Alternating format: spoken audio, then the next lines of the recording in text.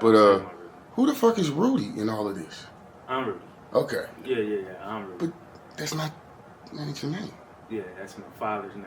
Oh. My father's nickname, so they call me Little Rudy. And my mama's last name is Rowe. So when I became an artist, I made it Rudy Rowe. So she don't feel left out. Okay. All right, I like that. Go ahead. Let me get you to pull your mic up a little bit. Yeah, it's all yours now. I ain't touching the mic from here on out. Pause. I don't know if y'all play the pause game. You've been here with Nick all day doing that. That's why I did it, because shout out to Nick. 3, 2. Hey, what's up, Guan? Bonjour, famille. Bump Jonas here, and I'm chilling with Dominique Antonio Kirkendall. Darren Kobe. I like that. Okay, shit, we're about to have a sit down here at Sykes. Let's get started. I love that. That shit I feel like I'm talking to some distinguished gentlemen. Oh man, we just you here. know what? If y'all can see the fits, but if you can see the shoes, just know I am underdressed right now. These motherfuckers are stepping out today. Can we curse here? Something, man. Yeah, okay. All right, man. So I kind of got a little bit off camera, but I do want to ask tongue-in-cheekly. First of all, thank y'all for being here. Thank you so much. Appreciate you being here. Who is Rudy, and why is he indelible? Ooh. Rudy, do you want Rudy or Dominique? You know, I kind of want to get the difference between the two. I think at some point we're going to figure that out. But, Okay. But let's stick to the branding aspect right now. Rudy is more of an artist, like okay. when it comes to the music and stuff. So I only really use that name, besides my people that call me that, I only really use that name in the artist sense to represent my father, because I feel like I'm a lot like him. And of course, the last name is Rowe to represent my mother. And what was the other question? Moms. Well, why is he indelible? Why am I indelible? Because I feel like, from what people tell me, I leave an effect on them, a lasting effect on them. So people come to me all the time and say stuff that I didn't say to them, or how I made them feel in a certain type of way. And half the time I forget about it, though. Like, I'd be like, I said that? No, I'll be so hard. I'll be like, that's kind of hard. I said that. That's why it's important for me to pray to God before I talk to people a lot of times, because he be speaking through me, I feel. So, because half the stuff, I'll be like, that's impossible that I said that. So that brings me to a question, but I'm going to forget it, so I'm going to come back. I'm going to come back to it. I'm going to write it down. But I want to get Darren involved a little bit here. And how are you indelible in this situation? What do you bring to the indelible mark? That is a very good question. To the indelible mark, what I bring is a visual. The main goal on my side is to basically take, people's stories and their traumas and then make them beautiful. So that's really my actual key, is to really add that texture, so that way when we are recording, it's not just like a podcast, it's a documentary, because it's a whole story. Okay. I mean, you know what? That's dead ass, because I know that you guys are a podcast, but you don't feel like it. And I say that in the most admirable sense, right? Like, Appreciate you. It feels, I guess in a way it does feel like a documentary. It feels like a snippet into somebody's moment of lifting their veil or taking their mask off. And you've caught them in that moment. And I don't mean that caught in a bad way, but like, they feel so comfortable with y'all that they're like, all right, hold on, let me answer that question for real before I put this shit back on. You know what I mean? So that's hard. It's powerful how y'all do shit. So okay, I want to go back to my other question. And some of this is for you, but you guys work together, so I'm sure a lot of this, some of the dynamics and energies bleed over and work together. But I know from working with you and watching you in the online space and having conversations with you that you are a godly man. Yeah. Okay. But sometimes we work in and deal with ungodly situations, or what things that may feel like ungodly energies. And so my question is, how do you navigate that and still stay rooted in that spirituality that seems to be very dear to you? Listen, man, I'm human just like anybody else. So I got my times where, you know what, at this point of time though, I don't all the way go there. Okay. Like I know I can't, because I know like I told you earlier, I'm a Cancer. I can get petty, Right. if I want to, and I don't. But I don't like that. Okay. I don't like. I don't like to look back and see that side of me. Okay. Not even talking about on video, seeing it. Like Just I can visualize thinking it in back, my yeah. head again and be like, man, you could have did that way better than that. So right now, like I said, like prayer is heavy for me. Okay. I pray every day at midnight. Not midnight. It's 12 o'clock. 12 o'clock ain't midnight. It's 11:59 midnight and 12 o'clock in the morning. It depends on how you look at it, because 12 is the middle of the night, so midnight would be 12. So I'm going to just say 12 in a a.m. 24-hour cycle. So at 12 a.m., I pray just to get ahead of my day, because I work at a place that's very bad energy. Okay. Very evil energy a lot of the times. And So you're armored up, or like making sure you have that protective aura or mentality about you. And people, and I'm not saying it's in no type of cocky way, but I have realized over time that people look to me to be a certain way. Right. But I'm still going to show you I'm a man. That's a real discerning statement, right? Yeah. Like, I mean, to me, what I'm hearing is like, look, I'm a monk, I'm a chill, I'm peaceful, but I ain't with the bullshit. I ain't with it. And there are clean ways to do that. Not that you got to put on for people as far as like somebody telling you this is how you do it, but I personally, there's a cleaner way for me to do it and be effective. I know somebody's watching me, so you don't have to handle it the way you normally handle it and get to a point where you regret what you did. So, and then I'm also teaching that person at the same time while I'm fighting with God, because a lot of times I'm like, I don't want to do this shit. I don't want to apologize. I don't want to do this. Yeah, me and him be going at it. You know how what's the dude name? Jacob or whatever that was fighting with God. Me and him be on that. Okay. But I'd be like, at the end of the day, I submit. You know what I'm saying? And then like it's always a prize at the end. Because if I apologize to you for something I did in the wrong way or whatever, you may look at that and be like, I ain't never had that before. Right. And now I thought we would have to be going back and forth all the time. Now you grow in your situations outside of what we had. Yeah. You may go to your girl and apologize for some stuff that you did, and then it has talking heavy, y'all. Yeah, it has an effect. Like it is. So that kind of stuff. Would that be a domino effect? Yeah. Okay. All right. So again, you two, I know that you are Rudy, but for me, you two are the duo when it comes to indelible Rudy, right? Indelibly Rudy, right? So I want to pick on you a little bit here. I'm going to try and go back and forth. I need to hear both of y'all's voices. You have a good voice, by the way. You got a radio joint, bro, for real. The voiceover shits, bro. Like documentary, everything. Yeah, you know what I'm saying? Children's books and shit. Put a little munchkins to sleep. That one I ain't did. Yeah, that's it. Appreciate it. Boy, you look just like your daughter. Darren the Bear sounding there. Never mind, I'm playing. What's the goal when it comes to Indelibly Rudy? When it comes to, like, what's your point? What do you want to do? What do you want to achieve? When it comes to indelible arts? Okay, indelible arts. Let me make sure I got that right. The goal for that is to heal, to be honest. I mean, the whole idea is just to heal. It's not about the views. It's not about the popularity. It's all about basically putting some content out there that people that are going through similar situations can view. And they can get insights, educate themselves, and maybe even heal themselves about it.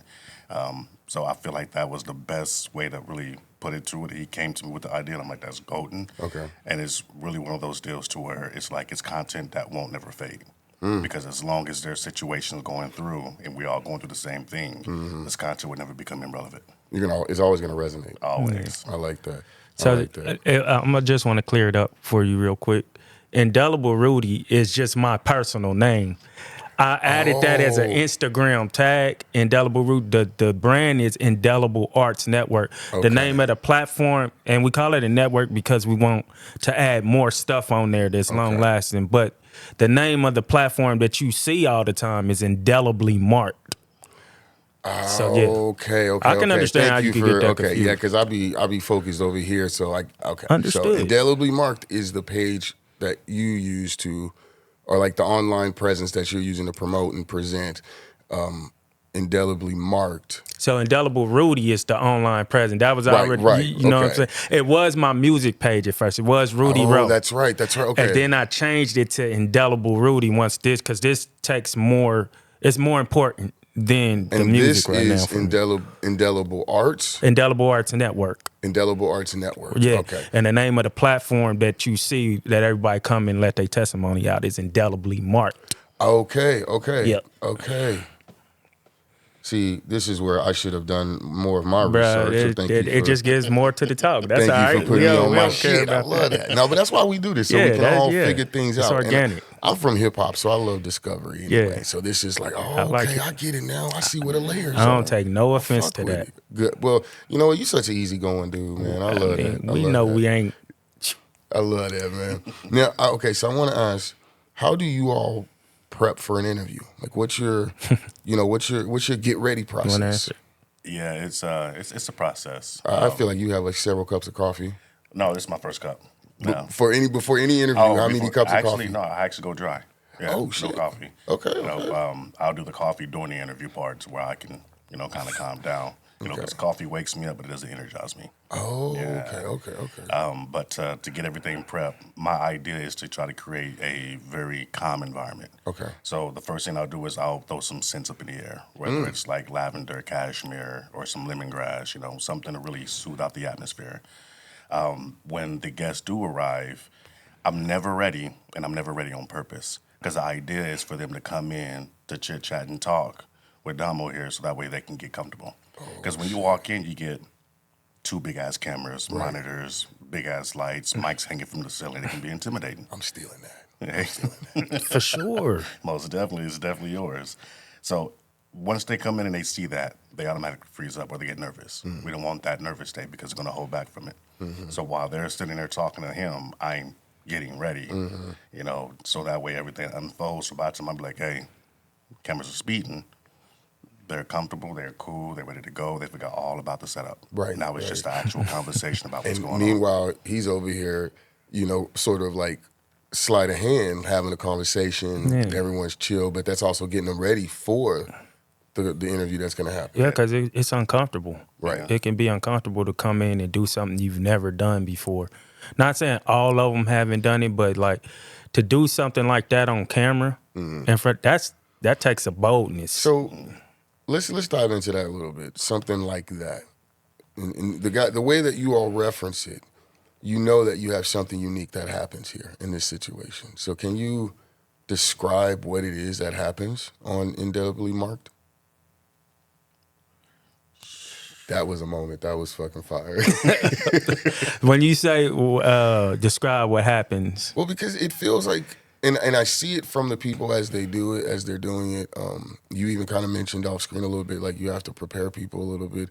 It's a certain experience. Yeah, it is. So that's what I mean. Like, can you describe the experience? So we don't prep them in a way that we let them know what I'm about to ask them, because half the time I don't know what we're going to talk about. Okay. So we're talking off of what you've given me, but I may lead you.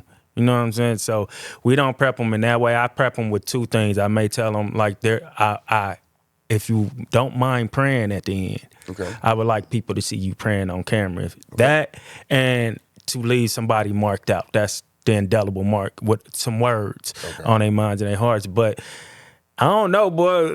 It was one we just did.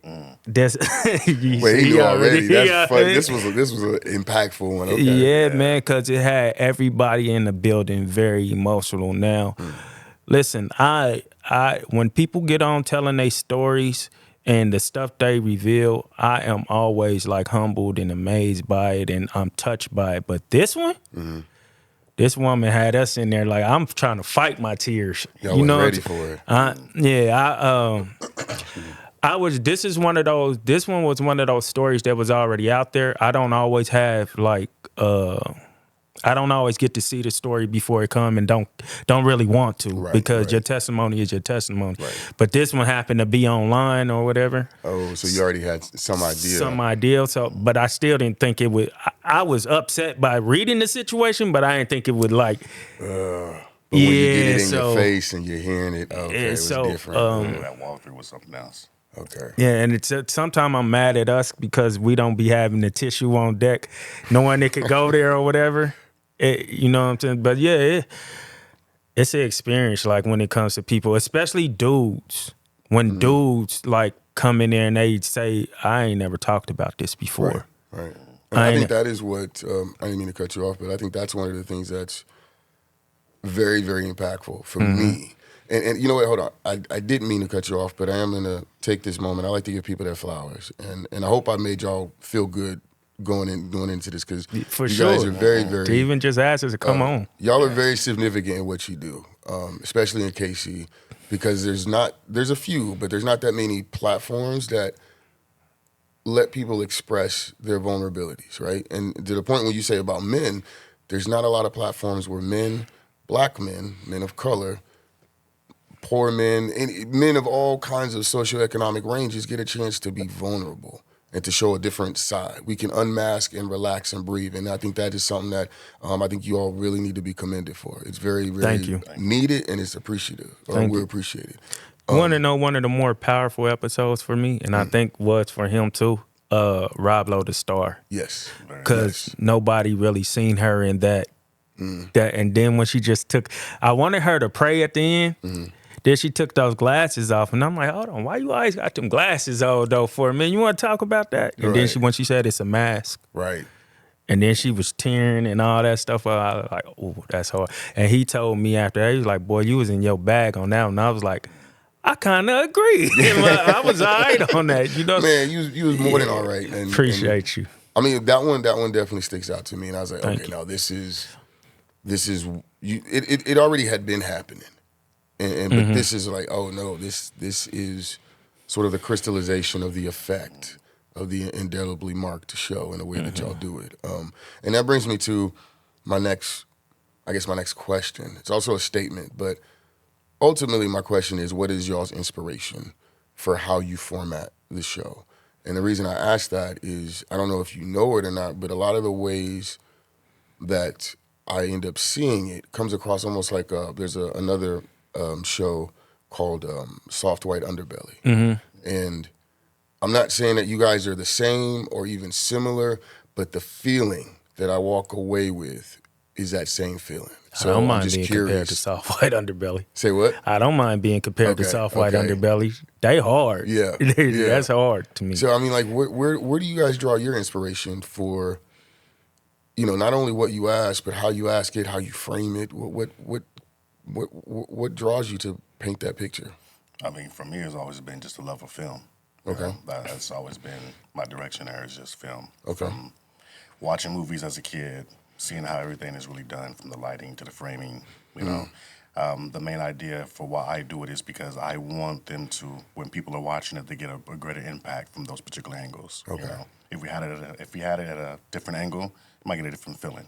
But having it right on to where it's back and forth, left and right, and then also framing it opposite from each other, it gives people more of a comfortable feeling. Because normally it's shot the reverse. Right. But this platform felt like that.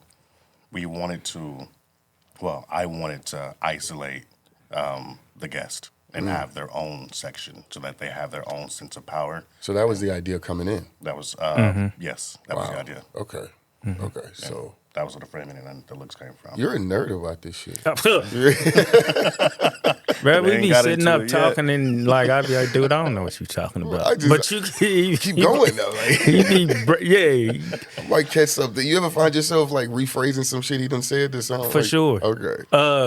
And my answer to that question is two-part. Like, from his angle, from me, is because I love movies. Okay.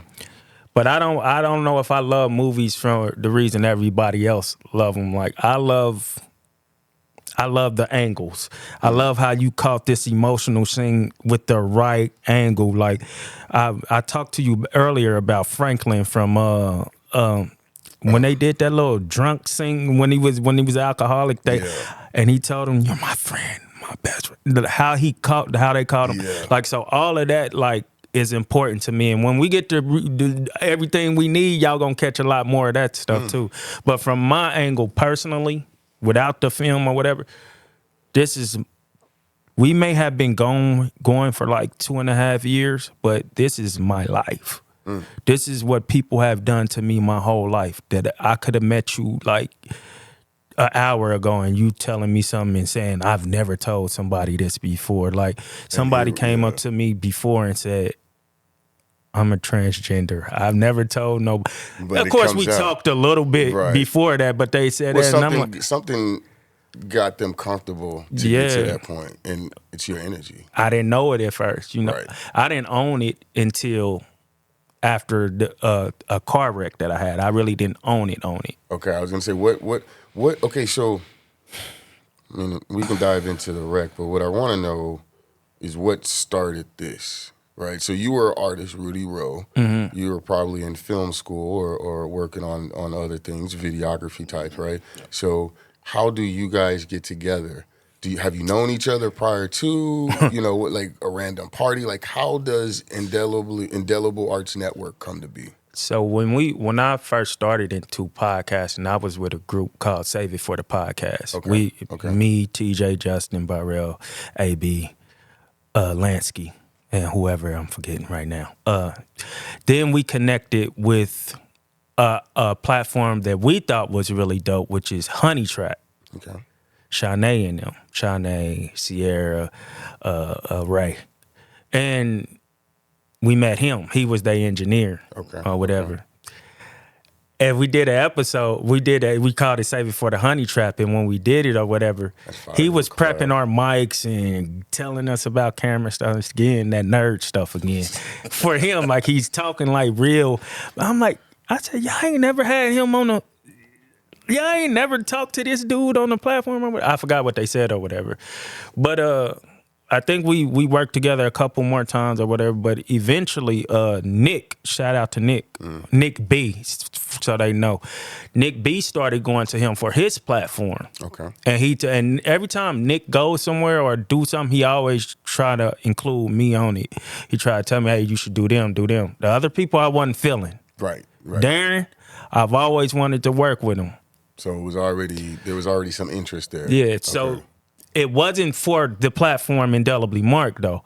I wanted to start a new show with one of my homeboys, Keith Jones. I wanted him to do a show with him because I didn't want his to look better. I didn't want him to look worse than mine. I wanted it to look better. Right. You know what I'm saying? Or different. You okay? Yeah, I just want it would because I was shooting mine by myself at first on the iPhone. Oh, you could tell the difference, clear difference. Yeah, you definitely on the iPhone. You know when he jumps in. Okay. Yeah, and I said, man, once I start this new one, I want it to be better than what mine looked like because I always want to elevate. Okay. And he was like, okay, cool, let's shoot a test run or whatever with yours, with you and me or whatever. We shot something, and I was like, man, I can't go back to the stuff I was doing, bro. Right, now I got to pay you to do my stuff. You know what I'm saying? So that's how it came about. You got finessed by your greatness, bro. I was like, man, now you got to do mine now. And whatever it takes, you got to do it. And it was like the best decision I made since I've been in it. Because at first I'm like, I can't be affording to shell out no type of more money to anybody. You know what I'm saying? I'm going to just do this till I get a lot more money and able to pay somebody. And then here he comes. And it was supposed to be for somebody else's show, but hey. You just say, hey, man, sprinkle some salt for that. We're glad it happened. If y'all didn't know, now you know. You got your little origin story. Little randomness. How do you guys get your news? How do you go about figuring out what's happening in the world? It just comes to us. Okay. I really don't. I can't give you an answer. I really don't know. I'm not really on social media that much. I jump on, do my job, jump off. Okay. You know? So, like, are you watching the news on TV or are you talking about radio? Just current events, anything that's going on in the world? Oh, just current. I thought you were talking about in terms of the platform. Oh, no, not like that. No, I just mean like, just the world in general. My job gives me a lot of information. Okay. So if I'm not shooting, anything, I'm working with the U.S. military and defense. So a lot of information about the world and what's going on comes from that direction for me. Definitely not using no governments anymore around this month. I'll play. My info comes from my wife. There you go. She may say something, she'll send me something, or somebody will send me something on Instagram or something, or and I know you ain't talking about the platform, but when it comes to the platform, you say, did you see this? And I read a story, and it has gotten to the point recently where people just send me stuff, period, now. Like, hey, they might be dope to have on your platform. You see this new platform? I'm going to reach out to them, like, you know what I'm saying? So people, yeah. Okay. I do like something that made me think about is that your platform is very open genre in the sense that you can talk about anything with anybody. So there's not like, oh, you have to be pigeon. You know what I mean? There's no criteria that has to be met to appear on your show. So what we try to stay away from is what people know them for. Okay. You can touch on it, but we don't want to, like, because if you go to the Breakfast Club, why do you need to come here? If we're not if we're giving you the same thing that they giving you, or if you go to Bump, if you go to SprinkleSumSalt, why do you need to come on to this platform and get the same thing over? And that's why, like, on a network, we would like to create a bunch of different shows where if, let's say, Cardi B come to town, she come here, get something different, come there, get something different, come there, and enjoy the whole universe. Yeah. Enjoy the whole universe. Making all these different facets and angles. Yeah. Okay, I like it. I like what you're doing there. This one picks on both of y'all, and mainly because I know a little bit about you, and you've already referenced the wife. So, married versus not married, which one you picking? As far as being let me frame this a little bit better. Let me frame that better, because that was a loaded question right there, right? No, but like, as far as the career that you have, being a podcaster, the industry and navigating, do you feel it's more, what's the right word? Is it easier and more comfortable to navigate being married or not being married? Maybe you have a partner that supports you. Maybe you don't have an extra voice that clouds things. That's hard. You know what I mean? You got some shit with you, boy. Yeah. Not boy, man. That's a hard-ass question. That's a really good one. For me, I think it'll be easier married. Okay.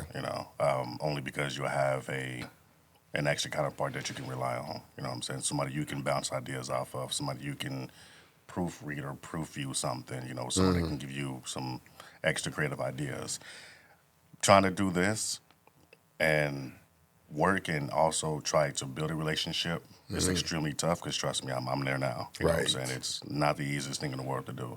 But if you have that marriage behind it, you ain't got to worry about, you know what I mean, all that, what's in between. You got the foundation already solidified. There. Okay. Yeah. Right. So for me, I think if you come into it, if when you got married, you were already doing it, and they knew you were already doing it, that's a whole different story. Yeah, so what you met me doing this, so this is what I'm heading towards. Y'all have an understanding.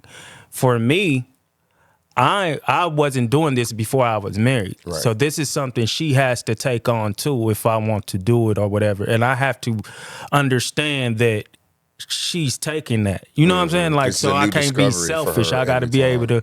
It's not her fault, and I said this on Good Days, Great Night. It's not her fault or my children's fault that I didn't make it to be what I wanted to be or do what I needed to do before we was married.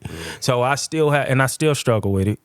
I still have to balance out giving them their proper time and still doing what I feel like I'm purposed here to do. Right. I have no excuse to be like, I can't do this or can't do that right now. So I do let her know, and sometimes I slip too. I let her know my schedule and stuff like, hey, I'm recording it. Before I booked this day, did you need me to do anything or anything? And single, like he said, it could be either way. I don't know. You know what I'm saying? But I think it depends on the person if it's, you know what I'm saying, better single. I don't think there's no proper answer for that. But I do understand that if you did it after you were married, it's not your partner's fault. You wasn't already established or whatever, or where you needed to be. And they don't. Okay, I like that is a refreshing take. That's a different take. Eye opening for me for sure. So Thank you. That. But then that's why we had y'all on here for the kind of shit. Appreciate you. Favorite holiday? Mine is actually Valentine's Day. What the hell? Really? Yeah. Okay. When you a married man? Before her. Really? Before, like I've always been. I watch sitcoms, Martin and Huxtables and all of that. Urkel trying to get Laura and all of that. I've always been a sucker for love. One of my favorite movies when I was younger, besides Love and Basketball, was actually Notebook.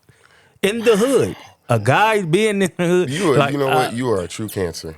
Yeah, That's what it is. I love bro. Deep, yeah, yeah. I love. That's love. what it is. Y'all love love. Yeah, okay. I don't believe nobody hates me. I love love. I don't be like I got haters and all that because I don't believe you hate me.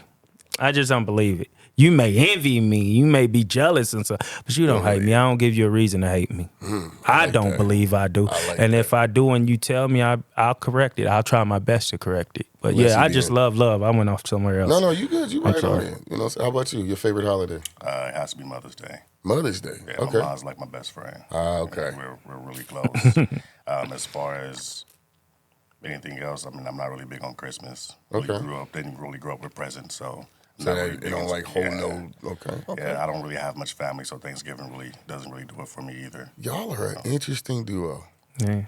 Valentine's and Mother's Day. Y'all some soft-hearted men. I'm very soft-hearted, hard and soft-hearted. Yeah, I wanted to make sure I said that right because I don't want to devalue y'all. I'm a sweetheart, man. Both of y'all look like y'all can kick somebody's ass. Man, I'm a sweetheart. Especially the nigga with the soft, like the deep voice dude Yeah, that talk calm. I don't play with that nigga.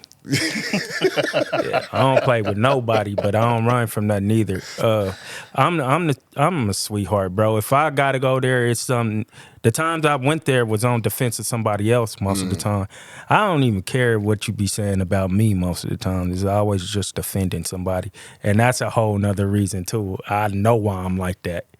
But yeah. I love y'all, man. I love this. And the love come from not seeing it when I was younger, only seeing it on TV. I didn't see my mama get loved on. So I didn't see So it's important for you to give love and get love. It's important. Love is important. Yeah, okay. I grew up under 3 grandmas in the same house: grandma, great grandma, and great great grandmother. So they taught me manners, and seeing them, I learned love. You had a lot of love. The shows they made us watch and stuff like that. So that's. You watched a lot of soap operas too. I hated them, but yeah. So I'm gonna pick on Darren a little bit here, but I assume you have children as well. Yeah, 2. Okay, 2 daughters. So, congratulations. Thank you. That's having children is one thing. Having daughters is another thing. In my opinion, I got 3 daughters and 2 sons. So, what I noticed, I saw you at an event with the Royal Chief. I believe you were there, and I think you had your son with you. There was a young man that was with you, I believe.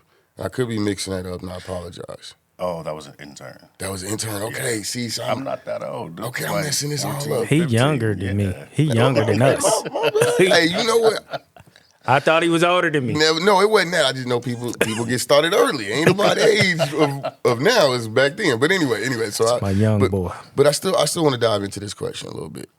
How do you guys feel about working with family?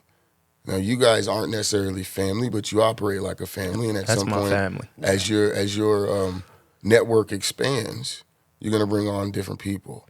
Would you bring on family? Do you work with family now? Do you have any kind of boundaries when it comes to working with family? I don't have really boundaries coming to working with family, blood or no blood, to be honest. I mean, at the end of the day, it's all about the workload. What can you offer? You know what I mean? Can you really take on the task that I'm needing you to take on to, and are you loyal to it? That's the only thing I'm looking for. Okay. Right now, at the heart of this thing is me and him. Mm-hmm. Right now, just me and him. But people come in from time to time and say they'll help with this, help with that. We got one right now. We're going to see where it go. Right. You know what I'm saying? But yeah, I don't. If you're ready to work and do the things, I'm with it. You know what I'm saying? I want to put my children on, but I want to get them something dope to come to, you know? Okay. So we building right now, you know? All right. But they going to have to work. They can't just come, like, for real, because I don't want my daughters to have that mindset of just doing anything they want to do, and that translates to relationships too. Transferring to relationships too. You can't just go in there and be pretty. Okay, all right. So you with the shits. Both of y'all are with the shits. I love it. But you really be like, look, man, ain't shit sweet. It's cool, and we gonna, I might look like I'm going to a boxing match, but you might get boxed. You know what I'm saying? I love that. All right, so This is a little tongue in cheek, and I mean no disrespect. Okay. Are podcasters like rappers nowadays? Talk to us. What you mean? Well, you turn around, there's a new podcast being started. Ooh, yeah. The sponsorship, the money. I mean, and on top of that, the podcasters are the ones putting out music. I mean, Kai Cenat is doing collaborations with Snoop, right? The rappers are now doing remixes and collabs with the influencers more than each other. So I'm just, is it something? Here's another angle on a personal level. Okay. There was a point where I was a rapper, an MC, and I was not very open to tell people that because they're going to look at you a certain way. And I wonder if that's the same effect that podcasters have now. You tell someone, oh, I'm a podcaster. Oh, really? So you got a bachelor in arts degree and you ain't did shit with the rest of your life? Is that what's happening? You know what I mean? That's funny because just off of you just saying that just now, I think podcasting is a lot like rapping. And I didn't think about it because everybody deep down inside want to get in a booth and try something. You know what I'm saying? See how that sound on the track. So everybody wants to sit on the podcast until they do. A lot of the times, and or try to start a podcast until they do. Then they like, oh, this ain't as easy as I thought it was, or whatever. But yeah, I think they are a lot alike in that sense. I like that. Okay. I'm glad y'all didn't take no offense to it, because I can see some people being like, oh, what the fuck, you know what I'm saying? Like, and I don't even call us a podcast. That's why we don't put podcast at the end of it. Oh. We leave it up. But we are that too. Right. But we're everything. Like if you're a rapper, you're a network. Yeah, you don't put rapper at the end of your name. You're an artist now. Because you Bingo. could put me in movies. You could put, you know what I'm saying? So we leave the platform open. Whatever you want to call it, talk show, you want to call it therapy session, you want to call it's open to your interpretation. Hey, y'all shit is like therapy for me, for real. Like Appreciate it. I don't know, man. It's just watching it and the way I walk away feeling. It's like watching one of those couples therapy shows or some shit. Like, okay, all right, I learned something from this shit. Hold on, let me take some notes. That's funny. We get that a lot too when they get up. I mean, it almost feels like that's intentional, but I know it's not. I just know that's just the way it just goes because of like you said, this has been happening since before the podcast. So you're just tapping into what's natural to you. And what he does is make it with the scents and you know what I'm saying? You know. It's the yoga master over here, man. He got you set up with the sensory shit, man. I love it. So, okay. What makes for a good podcast session and what makes for a bad one? When that? That's a good question, to be honest with you. A good one is when you open, not resistance, or what I like to call streamline. You know what I'm saying? Just be open with it. Go with the flow. When you start to fight and you start resisting and you start moving around questions, and I mean, to be honest, the energy is now off. It's everything just goes downhill from there. Yeah, pretty much. Yeah. When you say moving around questions, what you mean? Being evasive. Being really evasive, or not even answering the question at all. I ask you a question like, "Hey, how do you feel about this?" And you're like, "Oh yeah, my dog name is Tim." That's rough. I do believe if you're like, you know what, I don't want to go into that. That's still cool. Right. That's still cool because some things you don't want to go into. But the other way, it's a little trollish when they purposely dodge the question. Like, all right, bro. Okay. And I believe when the hosts aren't talking over each other, because you may have a podcast where it's just y'all don't have guests. But if all of y'all are always talking over each other, we can't really hear. I don't even know which take I like because I can't hear one. It's a bunch of different voices. So, and it's hard not to do because we're used to barbershop talking. You know what I'm saying? So, but being in podcasting helped me better in relationship too. Because you have to allow for a good podcast. You have to allow the other person to talk. You know what I'm saying? They don't just want to hear your side. Right. Now you actually hear them and you can respond to what you heard. That's the same in a relationship. If you don't if y'all talking over each other, y'all don't hear each other. Oh, so shit. you gotta give your wife the mic. Go ahead, take the mic. I'ma just sit here. But don't forget to mute. I'm listening. Yeah. Ooh. So this is a difficult question. I'm just gonna ask it like I wrote it. Should podcasters pay guests, or should guests pay podcasts? That's dope. That's a good question. That is. I would say it really depends on the content. Definitely depends on the content. If I would definitely love to say I would love to pay the guest when they do come on. I mean, because they're giving me their image. Thank you. They're providing themselves on the podcast, especially in our type of platform. They're opening up themselves to something that no one else has ever touched before. Vulnerability, yeah. Okay. So I definitely do want to, would love to compensate the individual, for that contribution. So I think, like he said, first of all, I don't owe you nothing. I don't owe you nothing, but I do believe in paying the guests. And I haven't yet, because it ain't making nothing yet. You getting there. But when it's your testimony, it's your, like, this was all a collaboration. Him with the visuals, me with whatever I bring, and you with whatever you bring to it. It's a collaboration. So I believe that person, you should want to give them something. Okay. And when you reach out to me, and I don't even know who you are, I had no interest in talking to you. Yeah, you should want to pay me to get on. Not that I'm charging anybody, but I'm saying, like, if I say something about charging, if I get to that point, you shouldn't have a problem with that. Either you don't want to pay it or you will, but don't be talking bad about me. Who he think he is to charge this to be? You ask for the service, bro. Either you don't go to work for free. Yeah. This is work for me. Right. You know what I'm saying? I enjoy it, but this is work for me. So people who enjoy their work still get paid for it. All right, I like that. And the craziest thing is, rappers will look at you, musicians will look at you and be like, you charging to get on? Don't you charge for a feature? And so that's actually where the question comes from me, right? On a personal level, I understand both of y'all sides, right? Or not that you guys have two different sides, but I understand, like, okay, I'm a guest to your show. I'm telling my story. You're taking my time. Pay me. That makes sense. I'm an artist. I have a brand, right? But on the other side, I'm a platform. I'm a brand. I'm an opportunity and a channel. I'm a voice, and I have a volume. So should I not be compensated for what I'm doing? The time that I take to research and set up and maneuver the logistics to make this possible, right? But I'm not asking you all, in a sense, to have that argument, but just that's the other side for me. But I appreciate what y'all are saying. And I think it's something that needs to be talked about, right? From a podcasting space. It does. And then also with that as well, being the person that conducted, you're creating a product. That product is what you sell. See what I'm saying? It takes time. And another thing, though, but I feel like a lot of us gotta understand on our side, bro, what is your platform really doing for me?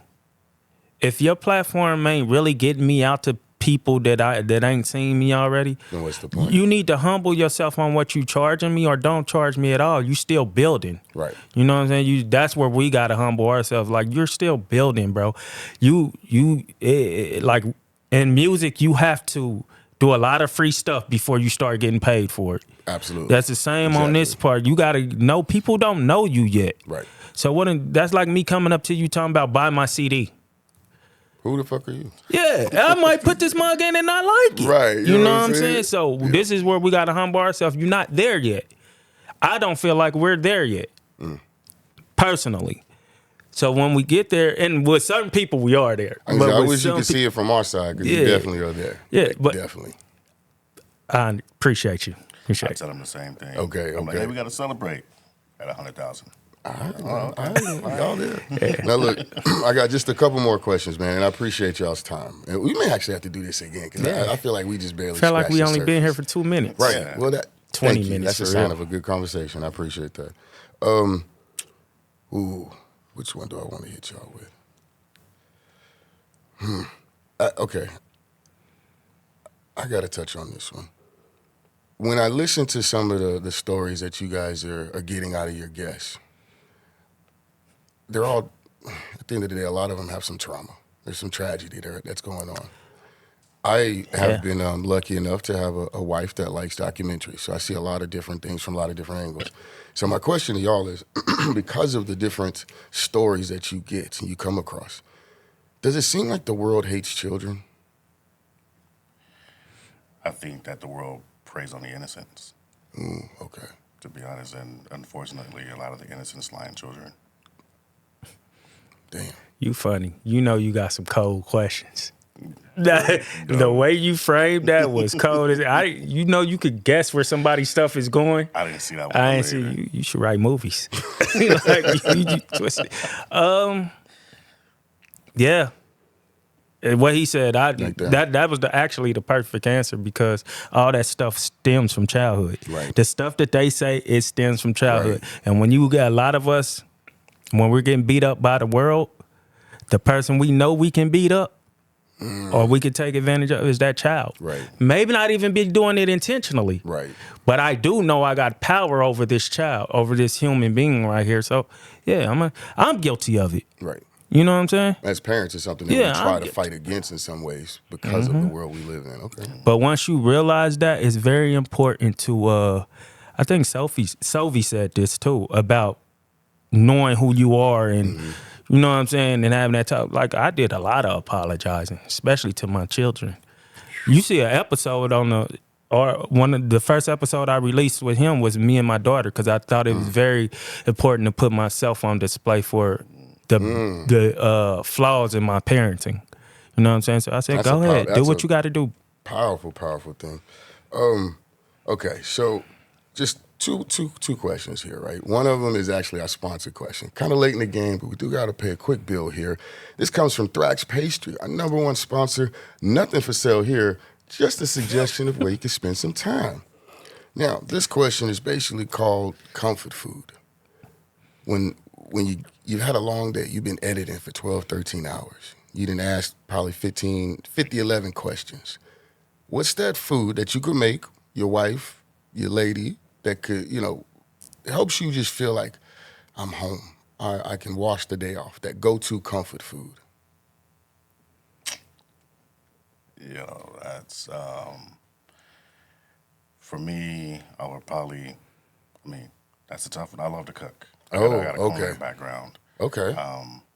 So I would say it would be chicken rigatoni with a cream and masala sauce, garnished with thyme and parmesan. Maybe. Can we just pause at this nigga say heavy, thyme? bro. Like, This nigga say thyme. I love it. That would be my comfort food. I love it. That's some fire ass comfort food. I feel like I just went to IKEA. You know what I'm saying? Like some shit. LeFou frog or some shit, man. Dude, it's all right, heavy. man. Rudy Rowe. I don't even know if I really even got a comfort food. I'm simple, bro. Like, you throw some tacos. That's my favorite food. I eat tacos, cornbread, and fried potatoes anytime you throw them on. I guess fries can be a comfort food to me. I eat fries anytime. Some As long as fish you didn't say sticks or tater something. tots. It was I don't gonna like stop tater if you said tots, man. That was gonna be it. I don't like tater tots. Cuz smashed tater tots in his pants on Napoleon Dynamite. All right, y'all, look. This is the last question I ask everybody as we get up out of here. When it's all said and done, when the show is over, what is it that you want people to walk away with as far as the experience of Indelibly Marked or the Indelible Arts Network? Walk away from? Yeah, like what's the experience that you want them to leave with? That's a good question. I can't say I want them to walk away with a particular type of experience. I just want them to walk away with something that helped them, in the end. I don't want to push a directive towards them and say, hey, I want you to walk away with this. No, you walk away maybe feeling enlightening. You walk away maybe feeling happy, or maybe feel that maybe there is a brighter side to the rainbow, or the grass, or whatever you want to call it. You know what I'm saying? Yeah. Just get something out of it that makes you feel good. Yeah. Okay. All right. I want them to leave glad that they did it. If you came apprehensive about it, I want you to leave like, I needed that. I'm glad I did that, because I do believe God works on that platform. So that's what I want them to leave with, and seeing themselves in a way that they never seen them, whether it's empowering or it's just like, because it's empowering either way, but just some flaws you never seen about yourself, and also some dope stuff you never seen about yourself. That way you could carry on in life better, I love it. Well, I love what y'all do, and I love how y'all do it.